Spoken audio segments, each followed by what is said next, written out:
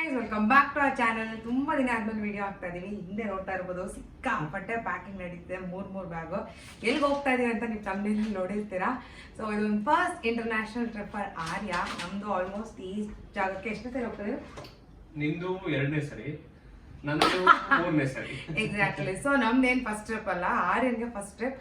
ಅವನಿಗೆ ಒಂಚೂರು ಕೂಡ ಐಡಿಯಾ ಇಲ್ಲ ನಾವು ಹೋಗ್ತಾ ಇದೀವಿ, ಎಲ್ಲಿಗೆ ಹೋಗ್ತಾ ಇದೀವಿ, ಏನ್ ಮಾಡ್ತೀವಿ ಅಂತ. ಒಂದ್ 2-3 ದಿನದಿಂದ ಅವ್ನು ಸ್ವಲ್ಪ ಕ್ಯೂರಿಯಸ್ ಆಗಿದ್ದ. ಏನ್ ಮಾಡ್ತಿದಾರೆ ಇವರು, ಇಷ್ಟೊಂದು ಶಾಪಿಂಗ್ ಮಾಡ್ತಿದಾರಲ್ಲ, ಸಡನ್ ಆಗಿ ಏನೇನೋ ನಡೀತಿದೆಯಲ್ಲ ಅಂತ ಅವ್ನ ಮೈಂಡ್ ವಾಯ್ಸ್ ಅಲ್ಲಿ ನಡೀತಾ ಇದೆ ಬ್ಯಾಕ್ ಗ್ರೌಂಡ್ ಅಲ್ಲಿ. ಬಟ್ ನಾವು ಏನು ಲೀಕ್ ಮಾಡಿಲ್ಲ. ಈಗಲೂ ಅಷ್ಟೇ ನಮ್ಮ ಮಮ್ಮಿ ಮನೇಲಿ ಬಿಟ್ಟು ನಾವು ಪ್ಯಾಕ್ ಮಾಡ್ಕೊತಾ ಇದೀವಿ. ಸೊ ಇಂಟರ್ನ್ಯಾಷನಲ್ ಟ್ರಿಪ್ ಹೋಗ್ಬೇಕಂದ್ರೆ ನಿಮ್ಗೆ ಏನೇನು ಬೇಕು ಅನ್ನೋದನ್ನ ಜಸ್ಟ್ ಕ್ವಿಕ್ ಆಗಿ ಹೇಳ್ತೀನಿ, ನೋಡ್ಕೊಳ್ಳಿ. ಓಕೆ, ಫಸ್ಟ್ ಆಗಿ ಬೇಕಿರೋದು ಪಾಸ್ಪೋರ್ಟ್ಸ್. ಆ್ಯಂಡ್ ನೀವು ಪಾಸ್ಪೋರ್ಟ್ಸ್ ನೋಡುವಾಗ ಅದರ ಎಕ್ಸ್ಪೈರಿ ಡೇಟ್ನ ನೋಡ್ಕೊಳ್ಳಿ. ಅದೊಂದು ಲಾಂಗ್ ಸ್ಟೋರಿ ಇದೆ, ಅದನ್ನ ನಾನು ಎಕ್ಸ್ಪ್ಲೇನ್ ಮಾಡ್ತೀನಿ ಯಾವಾಗ ನಾನು ಫ್ರೀ ಇದ್ದಾಗ. ಸೊ ಪಾಸ್ಪೋರ್ಟ್ಸ್ ಎಕ್ಸ್ಪೈರಿ ಡೇಟ್ ನೋಡ್ಕೊಳ್ಳಿ. ಆ್ಯಂಡ್ ನಾವು ಹೋಗ್ತಿರೋ ಕಂಟ್ರಿಗೆ ವೀಸಾ ಏನು ಬೇಕಿಲ್ಲ. ಸೊ ವೀಸಾ ಏನೂ ಅವಶ್ಯಕತೆ ಇಲ್ಲ. ವೀಸಾ ಏನಾರ ಬೇಕು ಅಂದರೆ ನೀವು ಮತ್ತೆ ಅಲ್ಲಿ ಪೇ ಮಾಡೋದು ಅದೆಲ್ಲ ಇರುತ್ತೆ. ಸೊ ಈಗ ಸದ್ಯಕ್ಕೆ ವೀಸಾ ಇಲ್ಲ. ಓಕೆ, ಆ್ಯಂಡ್ ಆಧಾರ್ ಕಾರ್ಡ್, ಆ ಕಾರ್ಡ್, ಈ ಕಾರ್ಡ್ ಏನೂ ಬೇಕಿಲ್ಲ. ಜಸ್ಟ್ ಪಾಸ್ಪೋರ್ಟ್ ತೊಗೊಂಡೋದ್ರೆ ಸಾಕು. ಬೋರ್ಡಿಂಗ್ ಪಾಸ್ ಎಲ್ಲ ಅಲ್ಲೇ ಕೊಡ್ತಾರೆ. ಓಕೆ, ಆ್ಯಂಡ್ ಅದಾದಮೇಲೆ ಚಾರ್ಜರ್ ನಿಮಗೆ ತುಂಬ ಇಂಪಾರ್ಟೆಂಟ್ ಆಗುತ್ತೆ. ಯಾರು? ಎಸ್, ಇದು ಇಂಟರ್ನ್ಯಾಷನಲ್ ಚಾರ್ಜರ್. ಇದು ಎಸ್ ಅಡ್ಯಾಪ್ಟರ್. ಸೊ ಈ ಅಡ್ಯಾಪ್ಟರ್ ಬೇಕಾಗುತ್ತೆ. ಈ ಅಡ್ಯಾಪ್ಟರ್ಗೆ ನಾವು ನಮ್ಮ ಚಾರ್ಜರ್ನ ಹಾಕೊಂಡು ಅಲ್ಲಿ ನಮ್ಮ ಫೋನ್ಸ್ ಎಲ್ಲ ಚಾರ್ಜ್ ಮಾಡ್ಕೋಬಹುದು. ಈ ತರ ಇರುತ್ತೆ ಇದು. ಸೊ ತುಂಬಾ ಇಂಪಾರ್ಟೆಂಟ್. ಅಲ್ಲಿ ಅವ್ರದ್ದು ಸಾಕೆಟ್ ಸಿಸ್ಟಮ್ ಬೇರೆ ಇರುತ್ತೆ. ಸೊ ನಮ್ಗೆ ಈ ತರ ಯೂನಿವರ್ಸಲ್ ಅಡ್ಯಾಪ್ಟರ್ ಒಂದು ಬೇಕಾಗುತ್ತೆ. ಇದಾದ್ಮೇಲೆ ಇನ್ನೇನ್ ಬೇಕು?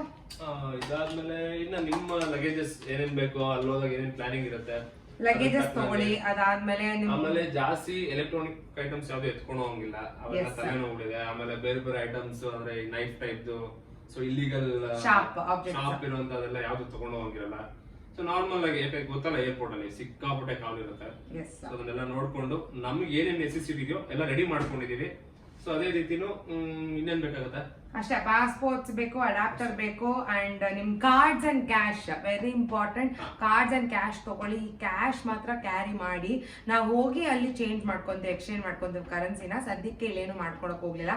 ಅಂಡ್ ಸಿಮ್ ಕಾರ್ಡ್ ಕೂಡ ಅಷ್ಟೇನೆ, ನೀವು ಅಲ್ಲಿ ಹೋಗಿ ಬೇರೆ ಸಿಮ್ ಕಾರ್ಡ್ ತಗೋಬೇಕಾಗತ್ತೆ. ಎಮರ್ಜೆನ್ಸಿ ಕಾಲ್ ಮಾಡ್ಬೇಕಾದ್ರೆ, ಇಲ್ಲ ಯಾರನ್ನ ಡ್ರೈವರ್ ಜೊತೆ ಕಾಂಟ್ಯಾಕ್ಟ್ ಮಾಡ್ಬೇಕು, ಇಲ್ಲಿ ಪಿಕಪ್ ಪಾಯಿಂಟ್ ಇದೆ, ಡ್ರಾಪ್ ಪಾಯಿಂಟ್ ಇದೆ. ಎಸ್, ಸೊ ಅದ್ರ ಸಿಮ್ ಕೂಡ ಅಲ್ಲೇ ಪರ್ಚೇಸ್ ಮಾಡ್ಬೋದು. So cash and card and sim ಇದು ಮೂರನ್ನು ನಾವು ಅಲ್ಲಿ ರೀಚ್ ಆದ್ಮೇಲೆ ಪರ್ಚೇಸ್ ಮಾಡ್ಬೋದು. ಅದ್ ಬಿಟ್ಟು ಕ್ಲೋತ್ಸ್ ನೀವು ಅಲ್ಲಿರೋ ವೆದರ್ಗೆ ತಕ್ಕಂಗೆ ನೀವು ನಿಮ್ ಕ್ಲೋತ್ಸ್ ನ ಪ್ಯಾಕ್ ಮಾಡ್ಕೊಳ್ಳಿ. ಅಂಡ್ ನಮ್ಗೆ ಬ್ಯಾಗೇಜ್ ಲಿಮಿಟ್ ಇರೋದು 30 kgs per person. So 90 kgs ಅಷ್ಟು ತಗೊಂಡು ಹೋಗ್ಬೋದು. ಅದಕ್ಕೆ 3 ಸೂಟ್ ಅಂಡ್ ನಿಮ್ ಫ್ಲೈಟ್ ಟಿಕೆಟ್ಸ್ ಎಲ್ಲ ಬುಕ್ ಮಾಡ್ಬೇಕಂದ್ರೆ ಸ್ವಲ್ಪ ಮುಂಚೆ ಬುಕ್ ಮಾಡಿದ್ರೆ ಬೆಟರ್. ನಮ್ದು ಲಾಸ್ಟ್ ಮಿನಿಟ್ ಅಲ್ಲಿ ಮಾಡಿದಕ್ಕೆ ಜಾಸ್ತಿ ಬಿತ್ತು ನಮ್ಮ ಅಮೌಂಟ್. 1 month ಮುಂಚೆ ಮಾಡಿದ್ರೆ ಸೊ ಕಮ್ಮಿ ಬೀಳ್ತಿತ್ತು. ಅದು ನಾವು ಅರ್ಜೆಂಟ್ ಸಡನ್ ಆಗಿ ಮೇಡಮ್ ಅವ್ರು ಪ್ಲಾನ್ ಮಾಡಿ ಅಂತ ಕೂತ್ಕೊಂಡಿದ್ದಕ್ಕೆ. ಸೊ ಎಷ್ಟು ದಿನ ಅಂತ ನಾವು ಕರ್ನಾಟಕ, ಇಂಡಿಯಾ ಅಲ್ಲಿ ಇಲ್ಲಿನೇ ಟ್ರಾವೆಲ್ ಮಾಡ್ತಾ ಇದೀವಿ. ಸೊ ಇಂಟರ್ನ್ಯಾಷನಲ್ ಹೋಗೋಣ ಅಂತ ಒಂದ್ ಹೆಜ್ಜೆ ಮುಂದೆ ಇಟ್ಟಿದ್ವಿ ಈಗ. ಸೊ ಎಲ್ಲ ಪ್ಲಾನ್ ನಡೆದಿದೆ, ಎಲ್ಲ ಸೆಟ್ ಇದೆ. ಬಜೆಟ್ ಅಂಡ್ ಪ್ರೈಸಿಂಗ್, ಯಾವ್ದು ಹೋಟೆಲ್ಸ್ ಬೆಸ್ಟ್ ಎಲ್ಲಾನು ನಾನು ಲಾಸ್ಟ್ ವಿಡಿಯೋದಲ್ಲಿ ಹೇಳ್ತೀನಿ. ಸದ್ಯಕ್ಕೆ ಹೊರಡ್ತಾ ಇದೀವಿ. ಅಂಡ್ ನಮ್ ಫ್ಲೈಟ್ ಇರೋದು 8:55 8:55 ಇದೆ. ನಾವಿಲ್ಲಿ 4 ಬಿಟ್ರೆ ಸಾಕು. ಈಗ ಎಷ್ಟು ಟೈಮ್? ಆಲ್ಮೋಸ್ಟ್ 2 ಅಷ್ಟೇ. ಸೊ ಈಗ ಊಟ ಮಾಡಿ ಮತ್ತೆ ಸ್ಮಾಲ್ ಪರ್ಚೇಸಸ್ ಇದೆ, ಅದೆಲ್ಲ ಫಿನಿಶ್ ಮಾಡ್ಕೊಂಡು ಬ್ಯಾಗ್ ಪ್ಯಾಕ್ ಮಾಡ್ಕೊಂಡು ಮತ್ತೆ ಆಲ್ಮೋಸ್ಟ್ ಎಲ್ಲ ರೆಡಿ ಇದೆ. ಸಣ್ಣ ಪುಟ್ಟ ಒಂದಷ್ಟು ತಗೊಳ್ಳೋದಿದೆ, ತಗೊಂಡು ರೆಡಿ ಆಗಿ ಊಟ ಮಾಡ್ಕೊಂಡು ಬುಕ್ ಮಾಡಿ ಹೊರಡೋದಷ್ಟೇ. ಎಸ್,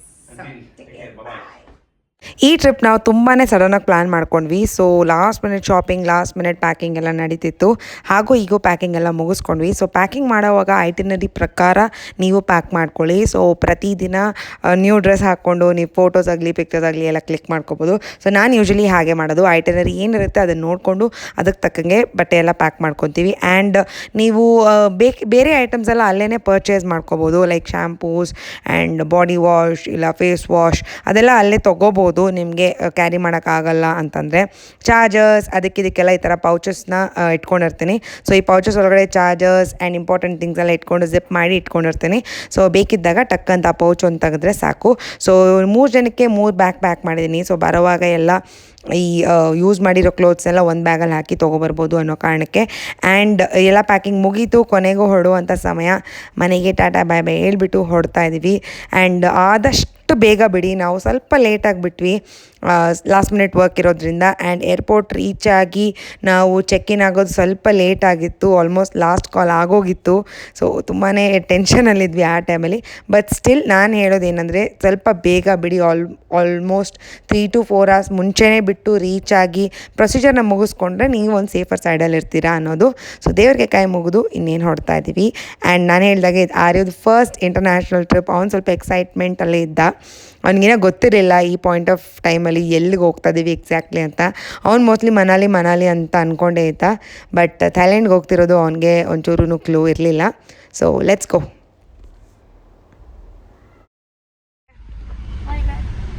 ವಯನಾಡ್ ಹೋಗ್ತದೆ. ಮನಾಲಿನಾ? ಕೇರಳ ಕಣೋದು ಇಲ್ಲೇ ಮೈಸೂರು ಪಕ್ಕದಾಗಿದೆ ವಯನಾಡು. ಏರ್ಪೋರ್ಟ್ ಅಲ್ಲಿ ಒಂದು ಕಾರ್ ತಗೊಂಡು ಹೋಗ್ತೀಯಾ? ಏರ್ಪೋರ್ಟ್ ಹತ್ರ ಒಂದು ಕಾರ್ ಇರುತ್ತೆ, ಅದನ್ನ ತಗೊಂಡು ಹೋಗೋದು.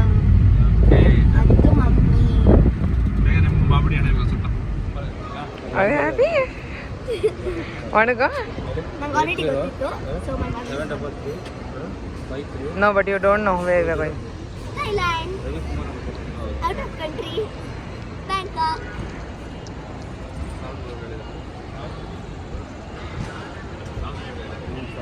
ನಾನು ವಿಡಿಯೋನೇ ಮಾಡ್ಕೊತೀನಿ. ವಿಡಿಯೋ ಕಾಲ್ ಮಾಡ್ತಾ ಇದೀಯಾ? ನಾನು ಟೆನ್ಷನಲ್ಲಿ ನಾನು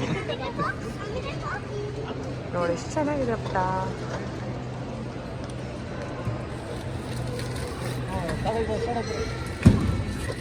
ಸೊ ಕೊನೆಗೂ ಚೆಕ್ ಇನ್ ಎಲ್ಲ ಮುಗಿಸ್ಕೊಂಡು ಇನ್ನೇನು ಸೆಕ್ಯೂರಿಟಿ ಚೆಕ್ ಅಂತ ಹೊರಡ್ತಾ ಇದ್ದೀವಿ. ಆ್ಯಂಡ್ ನೋಡ್ತಾ ಇದ್ದೀರಲ್ಲ ಟರ್ಮಿನಲ್ 2 ಏರ್ಪೋರ್ಟ್ ತುಂಬಾ ಚೆನ್ನಾಗಿದೆ. And I am really proud to be a Bangalorean. ನಮ್ಮ ಬೆಂಗಳೂರು ಏರ್ಪೋರ್ಟ್ ತುಂಬಾ ಚೆನ್ನಾಗಿ ಡಿಸೈನ್ ಮಾಡಿದ್ದಾರೆ. ಅದ್ರ ಥೀಮೇ ಆಗಲಿ, ಅದ್ರ ಕಾನ್ಸೆಪ್ಟ್ಸೇ ಆಗಲಿ ತುಂಬಾ ಚೆನ್ನಾಗಿತ್ತು.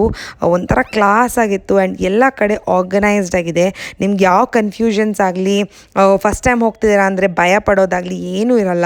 ಎಲ್ಲ ಗೈಡ್ ಮಾಡೋದಕ್ಕೆ ಬೋರ್ಡ್ಸ್ ಇರುತ್ತೆ ಆ್ಯಂಡ್ ಗೈಡ್ ಮಾಡೋದಕ್ಕೆ ಪೀಪಲ್ ಇರ್ತಾರೆ. ಸೊ ನಿಮ್ಗೆ ಏನೇ ಡೌಟ್ ಇದ್ದರೂ ಅವ್ರನ್ನ ಕೇಳ್ಬೋದು, ಅವ್ರು ಈಸಿಯಾಗಿ ಆರಾಮಾಗಿ ಗೈಡ್ ಮಾಡ್ತಾರೆ. ಸೊ ಎಲ್ಲ ಮುಗಿಸ್ಕೊಂಡು ಇನ್ನೇನು ಎಕ್ಸ್ಪ್ಲೋರ್ ಮಾಡೋಣ ಅಂತ ಹೊರಡ್ತಾ ಇದ್ವಿ. ಬಟ್ ನಮಗೆ ಒಂಚೂರು ಕೂಡ ಟೈಮ್ ಇರಲಿಲ್ಲ. ಬೇಗ ಹೋಗಿ ನಮ್ಮ ಗೇಟ್ ಹತ್ರ ಸೇರಿಕೊಂಡ್ರೆ ಸಾಕು ಅಂತಿತ್ತು. And finally we are done. Let's ಗೋ.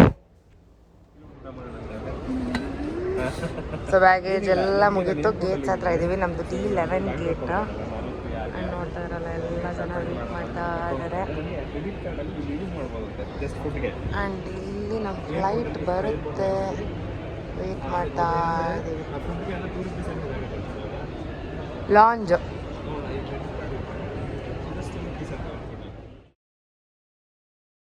ತಗೊಂಡೆ.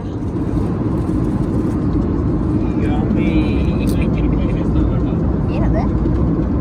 ಬಿಸಿ ಇದೆ.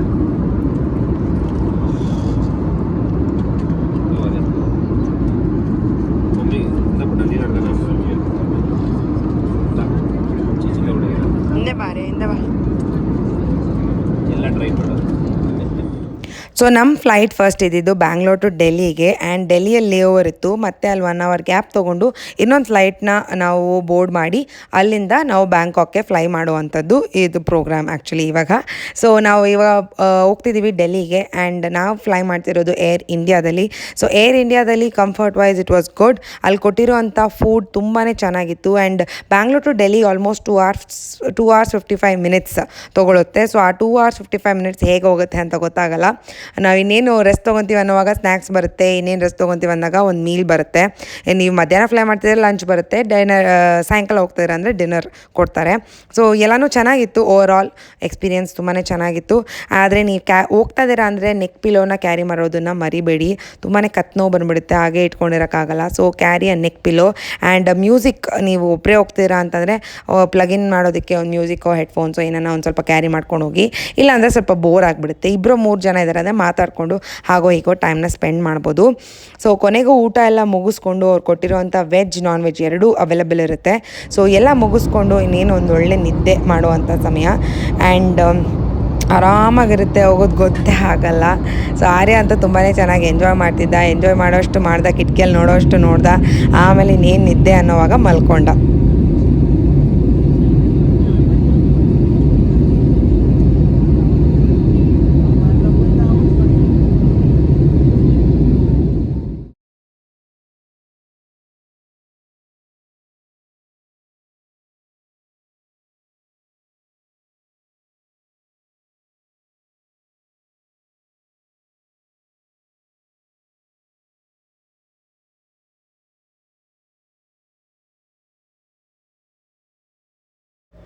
ಸೊ ನಾವು ಬ್ಯಾಂಗ್ಳೂರಿಂದ ಡೆಲ್ಲಿಗೆ ಬರಬೇಕಂದ್ರೆ ಅದು ಡೊಮೆಸ್ಟಿಕ್ ಡಿಪಾರ್ಚರ್ ಇರುತ್ತೆ. ಸೊ ವಿತಿನ್ ಇಂಡಿಯಾ ಅಲ್ವಾ, ಸೊ ಡೊಮೆಸ್ಟಿಕ್. ಸೊ ಅಲ್ಲಿ ನಾವು ಬ್ಯಾಗ್ ಎಲ್ಲ ಚೆಕ್ ಇನ್ ಮಾಡಿ ಪಾಸ್ ಆನ್ ಮಾಡಿದ್ವಿ. ಈಗ ನಾವು ಫ್ಲೈ ಮಾಡ್ತಿರೋದು ಇಂಟರ್ನ್ಯಾಷನಲ್ ಆಗಿರೋದ್ರಿಂದ ಬ್ಯಾಗೇಜ್ ಏನು ಕಲೆಕ್ಟ್ ಮಾಡೋ ಅವಶ್ಯಕತೆನೇ ಇರಲಿಲ್ಲ. ಬೋರ್ಡಿಂಗ್ ಪಾಸ್ ಕೂಡ ನಮ್ಗೆ ಆಲ್ರೆಡಿ ಬ್ಯಾಂಗ್ಳೂರಲ್ಲೇ ಕೊಟ್ಟಿದ್ರು. ಸೊ ಇನ್ನೇನು ಪ್ರೊಸೀಜರ್ಸ್ ಇಲ್ವಲ್ಲ ಅಂತ ನಾವು ನಿಧಾನಕ್ಕೆ ಟೈಮ್ ತೊಗೊಂಡು ಹೋಗ್ತಾ ಇದ್ವಿ. ಆ್ಯಂಡ್ ನಾವು ಲ್ಯಾಂಡ್ ಆಗಿದ್ದು ಕೂಡ ಆಲ್ಮೋಸ್ಟ್ 15 ಮಿನಿಟ್ಸ್ ಲೇಟ್ ಆಗಿತ್ತು, ಬಿಕಾಸ್ ನಾವು ಟೇಕ್ ಆಫ್ ಆಗಿದ್ದು ಕೂಡ 15 ಮಿನಿಟ್ಸ್ ಲೇಟ್. ಆದರೂ ನಮಗೆ 45 to 50 ಮಿನಿಟ್ಸ್ ಇತ್ತು ಅಂತ ನಾವು ವಿಂಡೋ ಶಾಪಿಂಗ್ ಎಲ್ಲ ಮಾಡಿಕೊಂಡು ನಿಧಾನಕ್ಕೆ ನಮ್ಮ ಗೇಟ್ ಕಡೆ ಹೋಗ್ತಾ ಇದ್ವಿ. ಆ್ಯಂಡ್ ಡೆಲ್ಲಿ ಏರ್ಪೋರ್ಟ್ಸಲ್ಲಿ ಯಾವುದೇ ಎಸ್ಕಲೇಟರ್ಸ್ ವರ್ಕೇ ಆಗಲಿಲ್ಲ. ಸೊ ತುಂಬಾ ದೂರ ಇತ್ತು ನಮ್ಮ ಗೇಟ್ ನಂಬರ್. ಸೊ ಅದನ್ನು ಹೋಗ್ತಾ ಹೋಗ್ತಾ ಹೋಗ್ತಾ ನಿಧಾನಕ್ಕೆ ಹೋಗ್ಬೋದು, ಇನ್ನೇನು 10 ಮಿನಿಟ್ಸ್ ಮುಂಚೆ ರೀಚ್ ಆದರೆ ಸಾಕಲ್ವಾ ಅಂತ ಅಂದ್ಕೊಂಡು ನಿಧಾನ ಮಾಡಿದ್ವಿ. ಈ ತಪ್ಪನ್ನ ದಯವಿಟ್ಟು ಮಾಡೋಕ್ಕೆ ಹೋಗಬೇಡಿ, ಯಾಕಂದರೆ ಈ ಕೆಲವೊಂದು ಏರ್ಪೋರ್ಟ್ಸಲ್ಲಿ 20 ಮಿನಿಟ್ಸ್ 30 ಮಿನಿಟ್ಸ್ ಬಿಫೋರೇ ಅವರು ಬೋರ್ಡ್ ಮಾಡಿಬಿಟ್ಟಿರ್ತಾರೆ, ಬೋರ್ಡಿಂಗ್ ಸ್ಟಾರ್ಟ್ ಮಾಡ್ಕೊಂಡಿರ್ತಾರೆ. ಸೊ ನಾವು ಅದನ್ನು ಲೇಟ್ ಅಂದ್ಕೊಂಡು ನಮ್ಮ ಲಾಸ್ಟ್ ಕಾಲ್ ಕೂಡ ಬಂದಿತ್ತು ಆ್ಯಂಡ್ ಲಾಸ್ಟ್ ಮಿನಿಟಲ್ಲಿ ಓಡೋವಂಥ ಪರಿಸ್ಥಿತಿ ಆಯಿತು. ದಯವಿಟ್ಟು ಇದನ್ನು ಮಾಡೋಕ್ಕೆ ಹೋಗ್ಬೇಡಿ.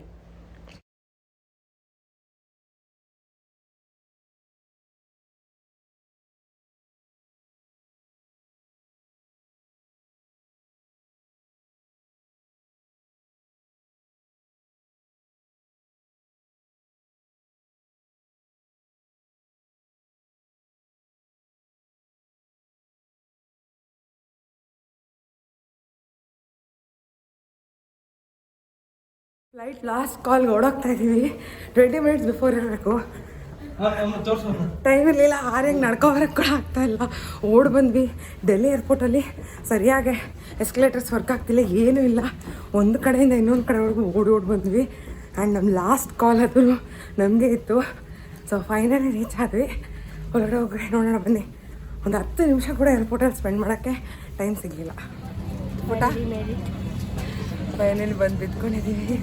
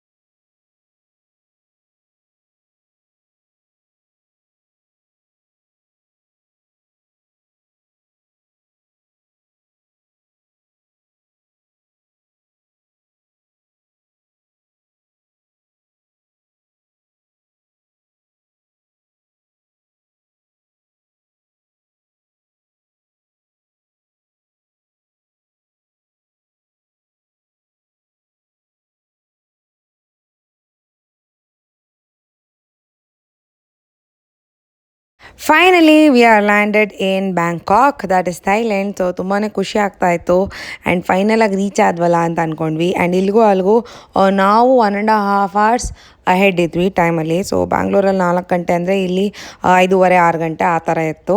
ಸೊ ಫೈನಲಿ ರೀಚ್ ಆದ್ವಿ. ಆ್ಯಂಡ್ ತುಂಬಾ ಟೈರಿಂಗ್ ಅನಿಸ್ತಾಯಿತ್ತು. ಆಲ್ಮೋಸ್ಟ್ 1 ಹಾಫ್ ಡೇ ಎಲ್ಲ ನಾವು ಟ್ರಾವೆಲಲ್ಲೇ ಕಳೆದ್ಬಿಟ್ಟಿದ್ವಿ. ಸೊ ತುಂಬ ಟೈರಿಂಗ್ ಇತ್ತು. ಇದಾದಮೇಲೆ ನಮಗೆ ಚೆಕ್ ಇನ್ ಇರಲಿಲ್ಲ. ಬ್ಯಾಂಕಾಕಲ್ಲಿ ಎಲ್ಲ ಇಂಟರ್ನ್ಯಾಷನಲ್ ಕಡೆ ಚೆಕ್ ಇನ್ ಇರೋದು 2 PM, that is afternoon. So ನೀವು ಫ್ಲೈಟ್ ನೋಡಿಕೊಂಡು ಅದ್ರ ಪ್ರಕಾರ ಬುಕ್ ಮಾಡಿಕೊಂಡ್ರೆ ಬೆಟರ್ ಅಂತ ಅನಿಸುತ್ತೆ. ನಮ್ಮದು ಲಾಸ್ಟ್ ಮಿನಿಟ್ ಎಲ್ಲ ಆಗಿರೋದನ್ನು ನಾವು ಸರಿಯಾಗಿ ಪ್ಲ್ಯಾನ್ ಮಾಡ್ಕೊಳ್ಳೋಕೆ ಆಗಲಿಲ್ಲ. ಬಟ್ ನಾನು ಈ ಇನ್ಫಾರ್ಮೇಷನ್ನ ನಿಮಗೆ ಶೇರ್ ಮಾಡ್ಕೊತಾ ಇದ್ದೀನಿ. ಸೊ ನೀವು ಪ್ಲ್ಯಾನ್ ಮಾಡ್ಕೊತಿದ್ದೀರಾ ಅಂದರೆ ನೀವು ಐಟನರಿ ನೋಡಿಕೊಂಡು ಈ ಚೆಕ್ ಇನ್ ಟೈಮಿಂಗ್ಸ್ ನೋಡಿಕೊಂಡು ಪ್ಲ್ಯಾನ್ ಮಾಡ್ಕೊಳ್ಳಿ. 2 PM ಚೆಕ್ ಇನ್ ಇರುತ್ತೆ. ಸೊ 2 PM ಚೆಕ್ ಇನ್ ಆಗಿ ಡೈರೆಕ್ಟಾಗಿ ರಿಫ್ರೆಶ್ ಆಗಿ ಆಮೇಲೆ ನೀವು ನಿಮ್ಮ ಐಟನರಿ ಕಡೆಗೆ ಹೋಗ್ಬೋದು.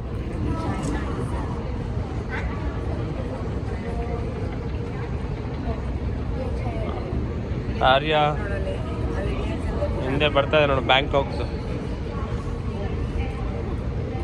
ಯಂಗ್ ಶೆಂಗ್ ಮಂಗ್ ಮಂಗ್ ಮಂಡೆ ಸಾವಾದಿಕಾ.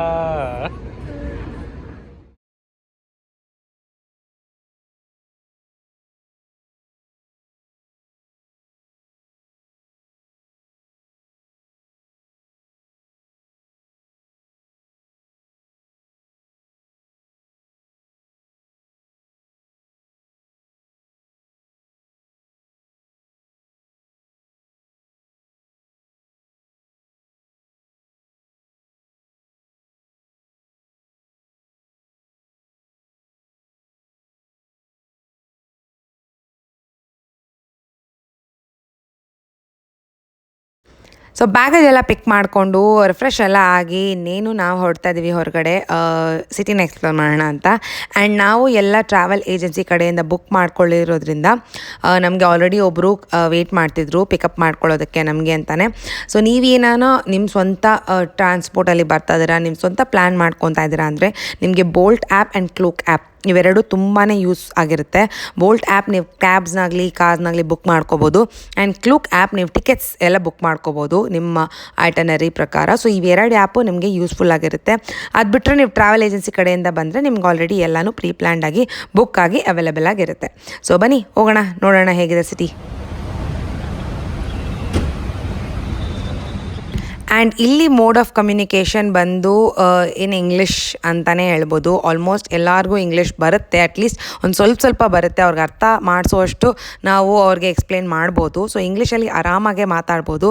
ಅದು ಬಿಟ್ಟು ಅವ್ರಿಗೆ ಬೇರೆ ಯಾವ ಭಾಷೆನೂ ಬರೋಲ್ಲ, ಥಾಯ್ ಭಾಷೆ ಬಿಟ್ಟು ಇಂಗ್ಲೀಷ್ ಭಾಷೆ ಬಿಟ್ಟು. ಸೊ ಆರಾಮಾಗೆ ನೀವು ಇಂಗ್ಲೀಷಲ್ಲಿ ಕಮ್ಯುನಿಕೇಟ್ ಮಾಡ್ಕೋಬೋದು.